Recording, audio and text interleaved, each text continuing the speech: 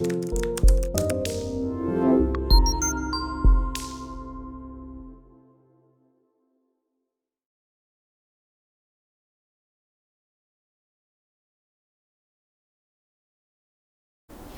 Evening, कैसे हैं आप लोग? बढ़िया। चलिए, आज का ये जो लेक्चर है एवरेज ड्यू डेट, ये सीए फाउंडेशन के लिए क्लास ले रहा हूँ मैं, सीए फाउंडेशन के रिगार्डिंग। एवरेज ड्यू डेट में मैंने बहुत बड़ी सी डिफिनीशन लिखी है। तो अगर मैं पहले गुड इवनिंग बोल दूँ, बोला तो था शायद यार, चलो अच्छा ठीक है, गुड इवनिंग प्यारा वाला। बहुत संभाल के रखना ताकि कल तक चल जाए, ठीक। अब सुनिए ज़रा ध्यान से। आज के टॉपिक में एवरेज ड्यू डेट में, अब आप देख रहे हो कि मैंने इधर देखो, मैंने इतना बड़ा सा डिफिनीशन लिख दिया। अब बच्चा डिफिनीशन देखेगा तो पगला जाएगा। तो मैं इस डिफिनीशन पे ना जाके मैं एक छोटा सा एग्जांपल लेता हूँ कि एवरेज ड्यू डेट क्या है। अच्छा, कुछ और बातें मैं बता दूं। एट द प्रेजेंट टाइम इस चैप्टर की कोई रिलेवेंस ही नहीं है हमारे लिए। जब से ये चीज़ें कंप्यूटराइज हो गई हैं, ये जो चीज़ें आप पढ़ रहे हैं, जब हमारे पास कंप्यूटर नहीं थे तब हमारी अकाउंटिंग कैसे होती थी वो चीज़ें पढ़ रहे हैं आप। इस टाइम पे ये चीज़ों का कोई इंपॉर्टेंस नहीं अपन के लाइफ में। ये चैप्टर कहीं काम आने वाला नहीं है। पहले ये चैप्टर आपके आईपीसीसी में था, बट अब ये चैप्टर आपके जब सीए फाउंडेशन सीपीटी से कन्वर्ट हुआ, सीए फाउंडेशन हुआ, तो अब ये वापस से सीए फाउंडेशन में आ गया, आईपीसीसी हटा दिया उन्होंने। एवरेज ड्यू डेट और करेंट अकाउंट, ठीक है। और आईपीसीसी में एक चैप्टर और होता था सेल्फ बैलेंसिंग करके, तो उसको हटा गया है, बट वहाँ से 2 चैप्टर यहाँ पे इन्होंने ऐड करे हैं, एवरेज ड्यू डेट और current account current, sorry account current, current account नहीं, अकाउंट करेंट, सॉरी।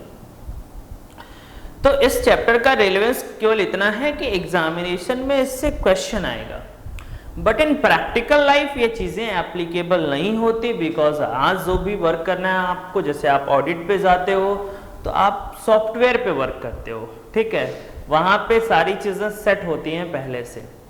फिर भी पढ़ना क्यों है? नंबर पाने के लिए, ठीक है। तो आइए मेरे प्यारे प्यारे बच्चों, मैं आपको समझाता हूँ कि एवरेज ड्यू डेट क्या होता है। जब एक बंदा, मान लो बंदा है और बंदे का नाम है मान लो मिस्टर एक्स। अब ये डिफरेंट ट्रांजैक्शन करता है, जैसे ठीक, मान लीजिए इसने किसी को 10,000 रुपीज दिया, फिर इसने किसी को 20,000 दिया, फिर मान लो इसने किसी को 30,000 दिया। तो ये डिफरेंट टाइम पे पैसे देता है। या इस बंदे को, जैसे होता क्या है समझने की कोशिश करिएगा। मान लीजिए बंदा कोई बिजनेस करता है और इसने कहीं से 1 लाख का सामान परचेज किया है, तो वो 1 लाख वो डिफरेंट टुकड़ों में वो पेमेंट करता है, ठीक है। तो जब वो डिफरेंट टुकड़ों में पेमेंट करता है, तो कहीं पे इस बंदे को इंटरेस्ट का लॉस नहीं होना चाहिए, मतलब ज्यादा इंटरेस्ट पेमेंट नहीं करना चाहिए और कम भी नहीं करना चाहिए। अगर ये कम करेगा तो सामने वाले बंदे को क्या होगा? प्रॉब्लम होगा, फिर उसको लॉस होगा। कहने का मतलब, एक बंदा और बना देते हैं, सर आपकी बातें बहकी सी लग रही हैं, हमने कहा थोड़ा टाइम दीजिए तो फिर मैं आपको समझाने की कोशिश करता हूं। मान लीजिए मिस्टर वाई हैं, इन्होंने इनसे सामान खरीदा, अब ये पेमेंट कर रहे हैं इनको डिफरेंट डेट्स पे। अब डेट्स का मतलब कुछ और मत समझना, नालायक हो तुम लोग। डेट्स का मतलब कुछ और समझ लिए तो प्रॉब्लम होगी, ठीक। चेहरे की मुस्कुराहट तो देखो, ये आइला चल दे किधर। तो डिफरेंट डेट्स ठीक है, डिफरेंट डेट्स पे पेमेंट करता है।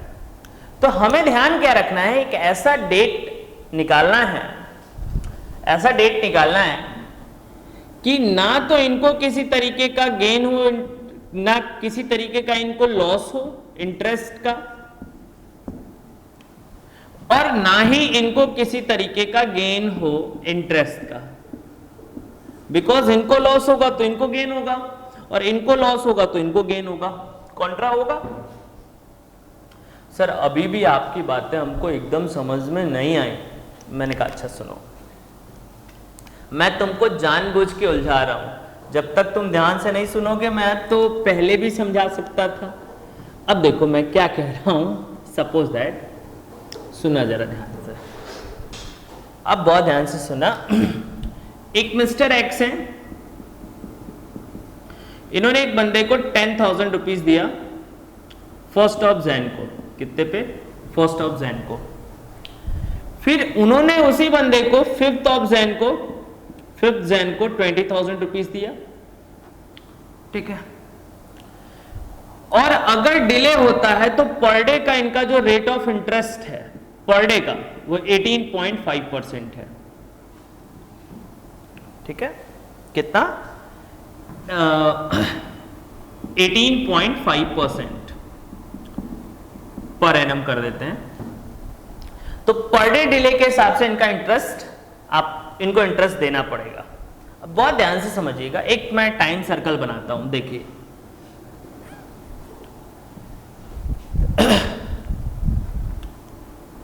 मान लो इन्होंने एक जैन को दिया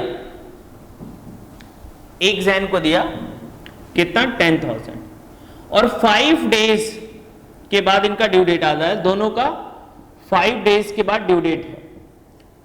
अगर आप 5वें दिन से देना नहीं स्टार्ट करेंगे तो फिर आपको इंटरेस्ट देना पड़ेगा, ठीक है। तो 1 तारीख, 2 तारीख, 3 तारीख, 4 तारीख खत्म, तो 5th से इनको इंटरेस्ट देना पड़ेगा। तो अगर 10,000 का 18.5% अगर आप देखेंगे तो अप्रॉक्स में बेटा मैं बता रहा हूं कितना रुपए आएगा। 10,000 into 18.5 divide by 100 divide by 365, ये अप्रॉक्स 5 रुपए आ रहा है। तो अगर हम 5वें दिन पैसा नहीं देंगे 10,000 रुपए, तो हमें इंटरेस्ट कितना देना होगा बेटा? 5 रुपए। अच्छा, यही चीज अगर हम 6ठे दिन पैसा नहीं देते हैं तो, अगर मान लो 6ठे दिन नहीं देते तो कुछ लोग कहेंगे 5 रुपए। अगर जो लोग कह रहे हैं 5 रुपए, बेटा अगर अगल बगल में कोई पत्थर है तो सिर मारो, करना मत, अपन पुलिस ले जाएगी अपन को। अरे बेटा 6th का 5 हो जाएगा ना, 5th वाला भी पैसा तो यहाँ आके जुड़ जाएगा। तो यहाँ पे इंटरेस्ट, टोटल इंटरेस्ट कितना देना पड़ेगा? 10 रुपए। क्योंकि अगर आपने 6 को नहीं दिया तो मतलब 5 वाला भी इंटरेस्ट नहीं दिया और 6 वाला भी इंटरेस्ट नहीं दिया। बोलो हाँ? हाँ सर। अच्छा, मतलब अगर 7th की बात करें तो 7th को 15 रुपए। अब सही बोला तुमने, मतलब 7th का भी इंटरेस्ट, 6th का भी इंटरेस्ट और 5th का भी इंटरेस्ट आ जाएगा ना। अच्छा सर, अब फिर मान लो 8th को नहीं दिया तो सर 20 रुपीज। सर अब तो हम बोलेंगे, हम नहीं रुकेंगे। 25। हमारे कैमरामैन मुस्कुरा रहे हैं मोबाइल में देख के, हमको ये समझ में नहीं आता ससुरा के मोबाइल में ऐसा क्या होता है जब दो लोग देख देख के मुस्कुराते हैं। अच्छा चलो भाई, 11th को कितना देना पड़ेगा? 35, और 12th को कितना देना पड़ेगा? 40। बस करते तैसे काम चल जाएगा हमारा, जो हम समझाना चाहते हैं वो चल जाएगा। अब बेटा जो 20,000 हमने लिया था वो यहाँ पे लिया था, यहाँ पे लिया था। यस या नो? Yes sir. यस या नो? Yes sir. तो अब इसका 10th कब आएगा बेटा? इसका 5 दिन बाद। 5th है यहाँ पे, तो 5 दिन बाद 10th यहाँ पे आएगा। 10th यहाँ पे आएगा। तो अगर 10,000 का 5 रुपए तो 20,000 का कितना? 10 रुपए पे इंटरेस्ट। मतलब कहने का मतलब ये है कि ये जो पैसा अगर आप 5 दिन के बाद देना शुरू नहीं करेंगे तो मतलब इस पे बहुत ज्यादा न्यूमेरिकल वे में मत जाना। मैं जो समझाना चाहता हूँ वो समझने की कोशिश करो कि अगर आप 5 डेज मतलब 5वें दिन से अगर आप नहीं देते हैं तो 5वें दिन से आपको उस पर इंटरेस्ट देना पड़ेगा। इंटरेस्ट रेट 18.5% है। मैं ये समझाना चाहता हूँ, अगर आप पैसा प्रिंसिपल अमाउंट वापस नहीं करते हैं तो पर डे के हिसाब से आपको इंटरेस्ट देना पड़ेगा। वही चीज़ 20,000 वाले के बात है, जो चीज़ 10,000 वाले के लिए अप्लाई था वही 20,000 वाले के लिए।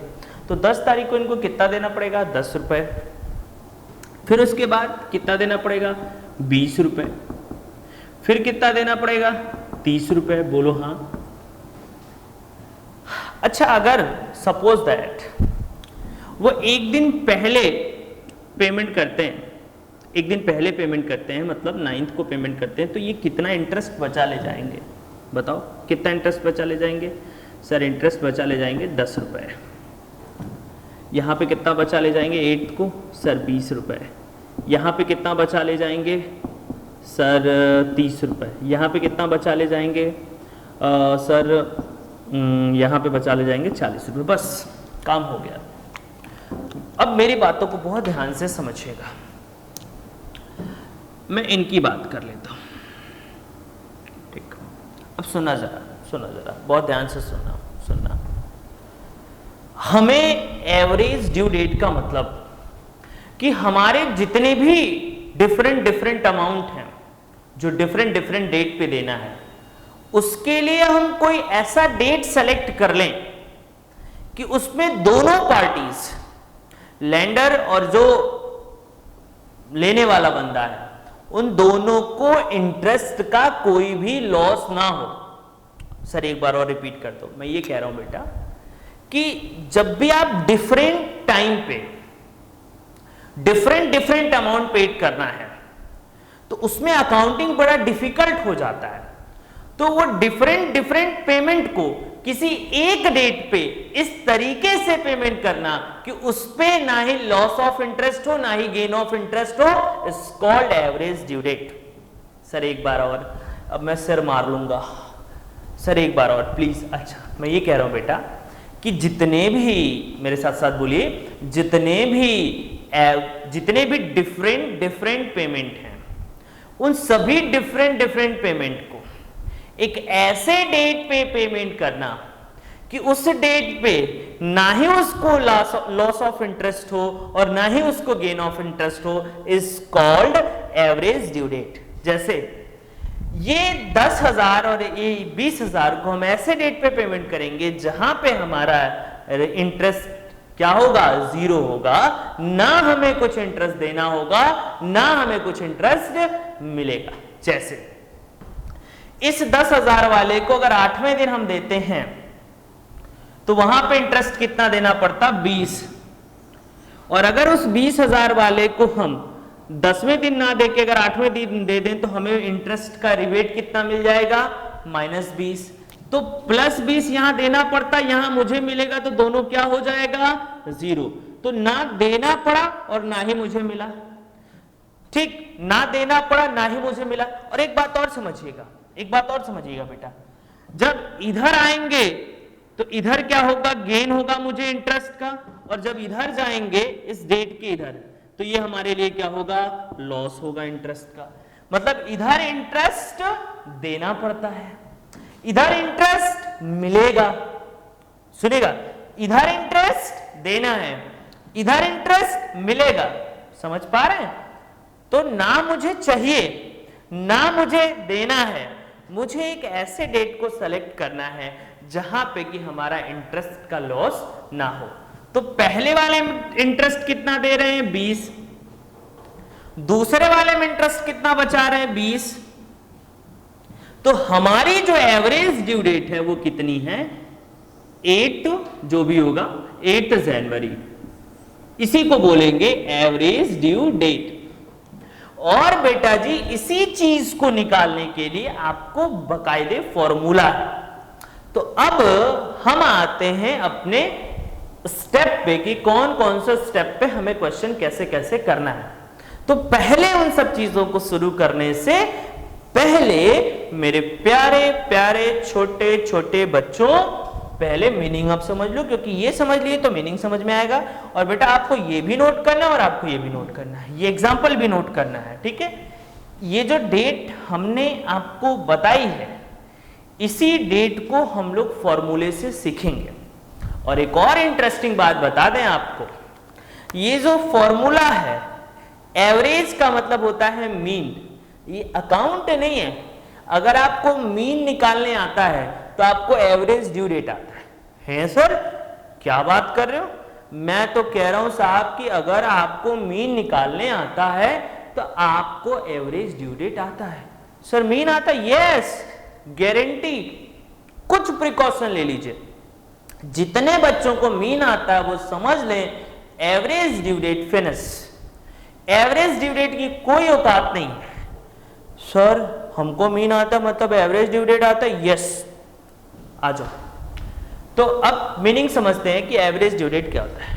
तो average due date is that date on which, average due date वह डेट होता है ऑन विच जिसपे a person can pay all the amounts, सारा अमाउंट 10,000 20,000 दोनों दे दिया, जबकि 20,000 ड्यू कब से होता था 10 तारीख से, लेकिन इसने वेट नहीं किया, कब दे दिया 8 तारीख को। तो कह रहा है can pay all the amounts due from him without loss और गेन ऑफ इंटरेस्ट। यहां पे 20 देना था, यहां पे 20 मिल रहा था, तो ना हमें देना पड़ा ना हमें मिला, तो विदाउट लॉस और गेन ऑफ इंटरेस्ट। इसीलिए बेटा मैंने कहा कि पहले अगर इधर आते तो हमारे को इंटरेस्ट गेन होता, उधर जाते तो हमारे को इंटरेस्ट का लॉस होता, यस या नो। तो इसीलिए पहले example then definition. Okay, now if the same is paid earlier the person making the payment loss of interest. अगर हम इसको पहले पेमेंट करेंगे तो ये हमें क्या हो जाएगा, लॉस ऑफ इंटरेस्ट हो जाएगा, but the other party gain, लेकिन उस पार्टी के लिए क्या होगा, गेन होगा, ठीक है। But a date can be arrived at on which all payments can be made so that no party loss और gain by way of interest, such a date will be known as average due date. Simply जिस date पे ना हमें interest का loss हो ना ही हमें interest का गेन हो, उस डेट को क्या कहते हैं बेटा, average due date, that's it. ठीक है, कॉपी कर लीजिए, फिर हम आके सीक्वेंस में आते हैं कि कैसे कैसे हमको पढ़ना है। ठीक है, 1 मिनट का टाइम देते हैं आपको। हाँ बेटा, अब सुनिए जरा ध्यान से, ये हमारे पास टाइप्स ऑफ प्रॉब्लम है। सबसे बड़ी प्रॉब्लम जो आती है यहाँ पे डेट में। अगर मेरे प्यारे प्यारे बच्चों के डेट क्लियर हैं, डेज में कोई प्रॉब्लम नहीं है, तो आपको कोई प्रॉब्लम नहीं होगी। तो मैंने कुछ डिफाइन किए हैं कि व्हेन ड्यू डेट गिवन, अगर ड्यू डेट डायरेक्टली गिवन है तो कैसे निकलेगा, ठीक है। अच्छा, कैलकुलेशन जो होता है वो ड्यू डेट से ही होता है, ट्रांजैक्शन डेट को कंसीडर नहीं करते। अभी ये मेरी बेसिक क्लास है, इसलिए मैं बहुत ज्यादा अभी आपको पजल क्रिएट नहीं कर रहा हूं। तो अभी मैं आज की क्लास में ड्यू डेट देके क्वेश्चन करा रहा हूं, कल की क्लास में मैं ड्यू डेट निकालना सिखाऊंगा। समझ में बात आ रही है? यस सर, आ रही है। तो when the invoice or bill is made payable after months या after days या when question related to bills of exchange, तो जब भी क्वेश्चन बिल्स ऑफ एक्सचेंज से होगा तो कैसे होगा, या यार बिल्स ऑफ एक्सचेंज लिख दिए हैं तो इनवाइस कर दो यहाँ पे, ठीक, इनवाइसेस का और बिल्स ऑफ एक्सचेंज का अलग क्वेश्चन। तो ये क्वेश्चंस के कुछ टाइप है, ठीक, और ये एक छोटा सा क्वेश्चन है और ये कैलकुलेशन प्रोसेस है। तो कैलकुलेशन प्रोसेस को ऐसे नहीं समझना है, मैं आपको कुछ समझाने की कोशिश कर रहा हूं। जैसे समझिए यहाँ पे, जैसे मान लीजिए सपोज दैट, समझिएगा कि ये हो गया डेज और ये हो गया अमाउंट।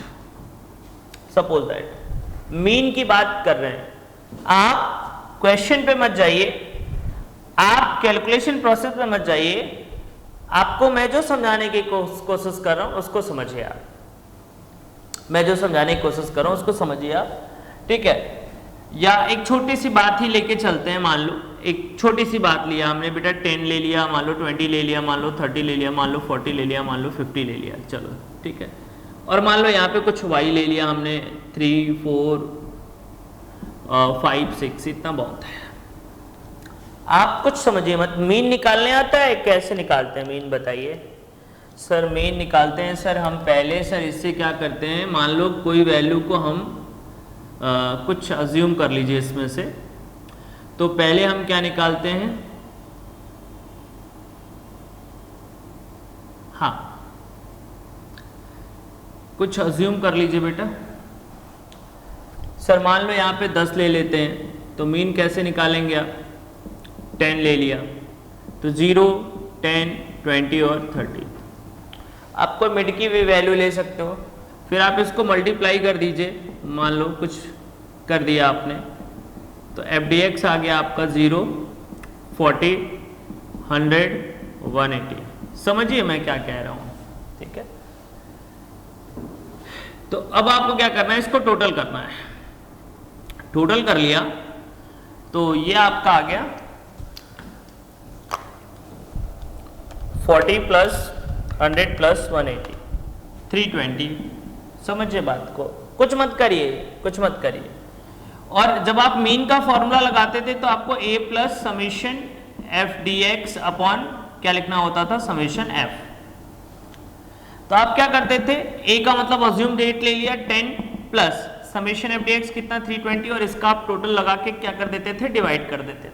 करते थे कि नहीं करते थे, सर करते थे बेटा। यही चीज तो मैंने यहां पे लिखा हुआ है। और याद रखो, अगर आपने, बच्चा पता नहीं कैसे इसको अकाउंटिंग टाइप का समझने लगता, अकाउंटिंग है ही नहीं, बिल्कुल प्योर मैथ्स का चैप्टर है ये। कैलकुलेशन सीखना है आपको, कुछ नहीं करना। तो ये जो मैंने फॉर्मूला लिखा है वो ये फॉर्मूला है, सेम मीन की तरह। थोड़ी सी चीजें अलग होती हैं, आप समझते हैं कि एक इक्वल नहीं हो सकता, नहीं तो फिर ये पढ़ते क्यों। और ये जो चीजें हैं, ये कैलकुलेशन प्रोसेस यहां पे लिखा हुआ है। सबसे पहले आप calculate number of days from base date to due date. पहला स्टेप है कि सबसे पहले आपको नंबर ऑफ डेज लेना पड़ता है, किससे, बेस डेट से लेके ड्यू डेट तक। कैसे होगा अभी मैं समझाऊंगा, ठीक है। Find out the product of days और मंथ विद अमाउंट, अमाउंट के साथ प्रोडक्ट करना है, कैसे होगा समझाएंगे। फिर सम ऑफ प्रोडक्ट निकालना है, फिर सम ऑफ अमाउंट निकालना है, फिर आपको ये फॉर्मूला लगाना है। ये छठा स्टेप बेटा अभी नहीं सीखना है। छठा स्टेप मैंने लिखवा तो दिया है, बट अभी नहीं सीखेंगे। आज की क्लास तक 5वां स्टेप सीखेंगे। अब समझिए जरा, मैं ये जो चीज बताना चाहता था, मैं बस ये बताना चाहता था कि बेटा अगर आपको मीन आता है तो आपको ये टॉपिक आता है, ठीक है, अगर मीन आता है तो। अब मैं क्वेश्चन करके दिखा रहा हूं आपको कि क्वेश्चन को कैसे करते हैं, ठीक है। अच्छा, ये मीन करने का तरीका था। अब बेटा सुनेगा बहुत ध्यान से, यहां से दो चीजें लिखेंगे। एक बेटा ड्यू डेट, ये जो क्वेश्चन है ये ड्यू डेट का है, मैं यहां पे लिख देता हूं ड्यू डेट, नहीं तो क्वेश्चन गलत हो जाएगा, ठीक है ना। ड्यू डेट गिवन है क्वेश्चन में, ड्यू डेट, ठीक है। अच्छा, यहां पे बेटा हमने लिख दिया ड्यू डेट, और यहां पे हमने लिख दिया अमाउंट। तो पहले ड्यू डेट लिखा बेटा हमने 20th 2005 को, अमाउंट था बेटा 400, कुछ मत करिए। 10th Feb को 300, 25th मार्च को 600, 18th अप्रैल को 700।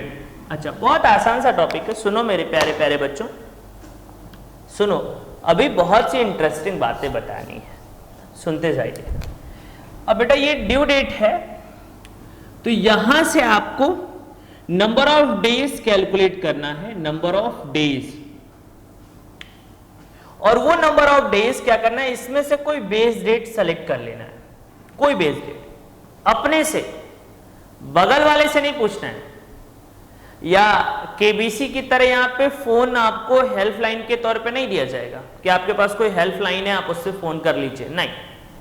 आपकी इच्छा, आप कोई भी ले लें, पहले ले लें तो भी आंसर वही आएगा, दूसरा ले लें तो भी आंसर वही आएगा, तीसरा ले लें तो भी आंसर वही आएगा, चौथा ले लें तो भी वही आंसर आएगा।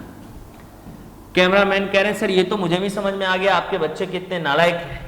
मैंने कहा क्या करूं, तो मैंने ले लिया बेटा बेस डेट। बेस डेट हमारा हो गया 20/1/2005, ठीक। अब यहां से यहां काउंट करेंगे, लिखा है ना, calculate number of days from base date to due date. किससे काउंट करना है? बेस डेट से लेके ड्यू डेट, मतलब यहां से यहां तक काउंट करना है। सर कोई नहीं, क्या आ जाएगा? 0। फिर यहां से फिर यहां काउंट करोगे, base date to due date. तो 20/1/2005 से काउंट करना है, कितना?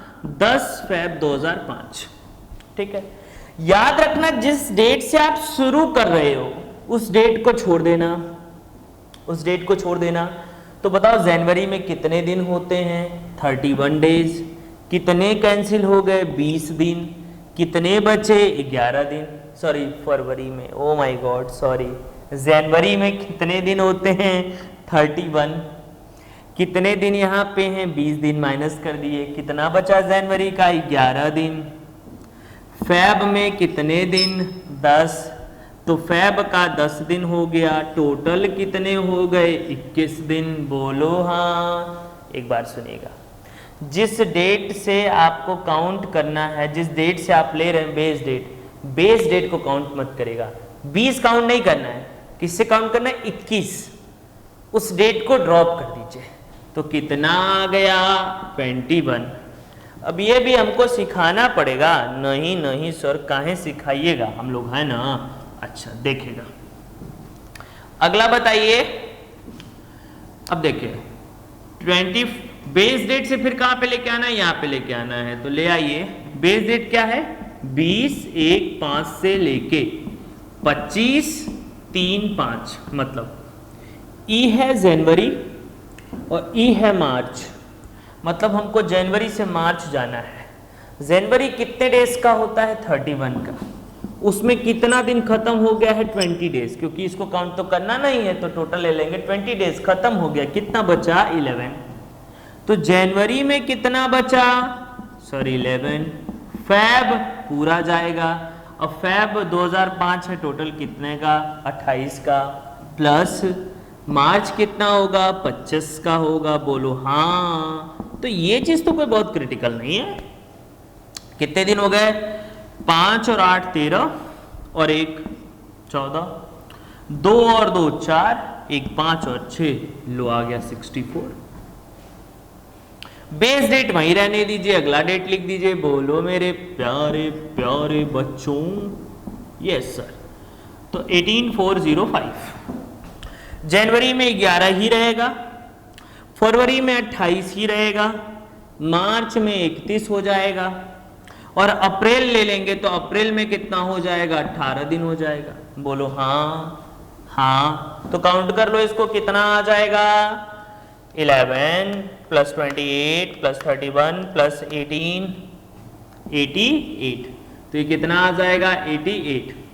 अच्छा, डेज तो मालूम है ना कौन से मंथ में कितने डेज होते हैं? जनवरी में 31, फैब में 28 या 29, मार्च 31, अप्रैल 30, मई 31, जून का कितना होता है? 30 होता है। जुलाई का कितना होता है मिस्टर कैमरामैन? जुलाई में कितने डेज होते हैं? हाँ 30 होते हैं, 31 होते हैं। अगस्त में कितने होते हैं? 31 होते हैं। सितंबर में 30 होते हैं। अक्टूबर में 31 होते हैं। नवंबर में 30 होते हैं। और दिसंबर में कितने होते हैं? 31। चलिए, ये है आप लोगों का। अच्छा, कुछ बच्चे मजा तब आता है जब इस पे काउंट करते हैं ऐसे, जनवरी, फेब, मार्च, अप्रैल, मई, जून, जुलाई, अगस्त। ये नहीं करना है यार, ये मतलब बच्चों वाला काम नहीं करना है, ये गंदी बात, ये नहीं चलेगा। ठीक है, आ जाओ। तो ये कितना डेज हो गया बेटा? 88 डेज हो गया। हाय, थैंक यू, बहुत बढ़िया। चलो चलो चलो सुनो। तो पहला स्टेप क्या था कि calculate number of days from base date to due date.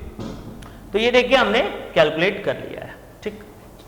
दूसरा step, find out the product days और मंथ विद अमाउंट। इन दोनों का प्रोडक्ट चाहिए, इसे बोल देंगे प्रोडक्ट। ठीक। तो ये 0 और 21 को 300 से मल्टीप्लाई कर देंगे इन 300। ये हो गया 64 को 600 से 38,400, 700 इंटू 88 61,600, ये आ गया प्रोडक्ट। फिर क्या चाहिए, सम ऑफ प्रोडक्ट चाहिए। सम का मतलब बेटा आप पढ़े आए, ये चाहिए। सम का मतलब टोटल, तो टोटल कर दीजिए 106300, ठीक। और उसके बाद फिर क्या बोला, find out sum of amount. Amount का भी क्या चाहिए, सम चाहिए, तो सम ऑफ अमाउंट भी ले लीजिए। कितना है, 400, 300, 600, 700, कितना हो गया 2000। बोलो हाँ। हाँ अच्छा, अब एवरेज ड्यू डेट का फॉर्मूला लगा दो। एवरेज ड्यू डेट, तो फॉर्मूला क्या है, base date plus summation of product upon summation of amount. तो बेस डेट क्या है, 20 जनवरी 106300 divide by 2000। Okay my dear बच्चा पार्टी, इधर देखो, धीरे धीरे से मेरी जिंदगी। ये बेटा 53.15 डेज, 53.15 डेज। तो क्या मानोगे, 53 मानोगे, क्या मानोगे, मेरे को क्या मालूम सर क्या मानना है। मैं काम, अब देखो डेज मतलब ये नेक्स्ट डे तो पहुंच ही गया, तो अगर नेक्स्ट डे पहुंच गया तो इसको आप करना कुछ ऐसा, हाँ? कि मैं तेरा हो जाऊं, देख इधर नालायक, अच्छा ठीक। तो अब 20 जनवरी से लेके 54 दिन काउंट करना है। तो बेटा कैसे काउंट करोगे, बहुत ध्यान से सुनना, 54 डेज काउंट करना है, ठीक। तो अगर हम 54 डेज में से 11 डेज ले लें तो हमारा जनवरी कंप्लीट हो जाएगा 11 डेज से, बोलो हाँ। प्लस फेब के लिए हम कितना दिन ले सकते हैं, 28 डेज। तो कितना हो गया बेटा, 11 और 28 कितने दिन हो गए, जोड़ लीजिए। तो 11 प्लस 28 हो गए 39 दिन। और मार्च में कितने दिन जाएगा बेटा, 54 में से 39 माइनस कर दो, 54 माइनस 39, 15 डेज। कैसे लिया मैंने, ये है base date 54 days, 54 days plus करना है इसमें। तो जनवरी कंप्लीट करने के लिए कितना ले लीजिए, 11 दिन। फेब कंप्लीट करने के लिए कितना ले लीजिए, 28 दिन। 28 और 11 कितना हो गया, 39 दिन। तो 54 में से 39 तक फरवरी पहुंच गए, तो 39 को माइनस कर दीजिए, कितना बचा, 15 दिन। तो 15 मार्च, तो हमारा जो ड्यू डेट जाएगा, एवरेज ड्यू डेट जाएगा, वो 15th ऑफ मार्च जाएगा, 15th ऑफ मार्च जाएगा। इस चीज को ध्यान दीजिएगा। तो अगर हम 15th ऑफ मार्च को पेमेंट करते हैं तो ना हमें इंटरेस्ट का लॉस होगा, ना हमें इंटरेस्ट का गेन होगा। सारे अमाउंट को, जितना भी अमाउंट है 2000 को, अगर आज के दिन हम पेमेंट कर देते हैं तो ना ही हमें किसी तरीके का नुकसान होगा और ना ही हमें किसी तरीके का फायदा होगा। बोलो हाँ। अब बेटा क्या होगा कि आप इसको कॉपी करेंगे और कॉपी करते करते आपके दिमाग में एक क्वेश्चन आएगा कि सर ने तो पहला डेट ले लिया, हम दूसरा ले, हम तीसरा ले, हम चौथा ले। तुम चाहे जौन सा ले लो बेटा, हम कहो तो हम तीसरा लेके दिखा दें, हम कहो तो चौथा लेके दिखा दें, लेकिन हमारे करने से कुछ नहीं होगा, करना आपको है। तो एक काम करिए, होमवर्क है कि घर बैठ के आप ये तीनों करके, ये तीनों डेट एज अ बेस लेके देखिए, इन तीनों डेट को अलग अलग, पहले इसको लीजिए, फिर इसको लीजिए, फिर इसको लीजिए एज अ बेस। बोलो हाँ। तो उसके बाद कैलकुलेट करो कि क्या ये 15th मार्च ही आता है या कुछ अलग आता है। ठीक है, अगर 15th मार्च आता है तो आप सही हैं, अगर नहीं आता है तो आप गलत हैं। मैं नहीं, आप गलत हैं। तो कॉपी कर लो पहले इतना, 5 मिनट का टाइम देता हूं आपको।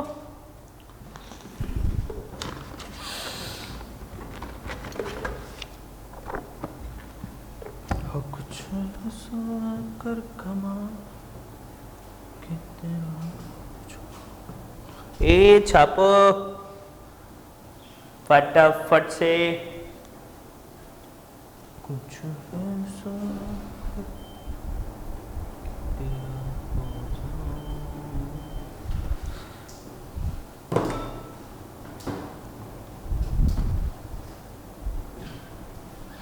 देश नहीं मालूम है आपको, आई ला रे छी।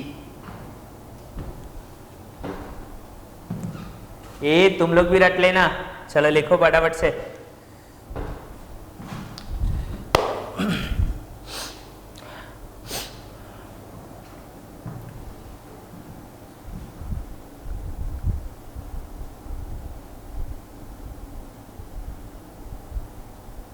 ओके, आई होप कॉपी हो गया होगा, नहीं होगा तो वीडियो को ख़त्म करके आराम से कॉपी कर लेना, स्क्रीनशॉट ले लेना, लेकिन स्क्रीनशॉट नहीं ले पाएंगे इसलिए कॉपी कर लीजिए। हाँ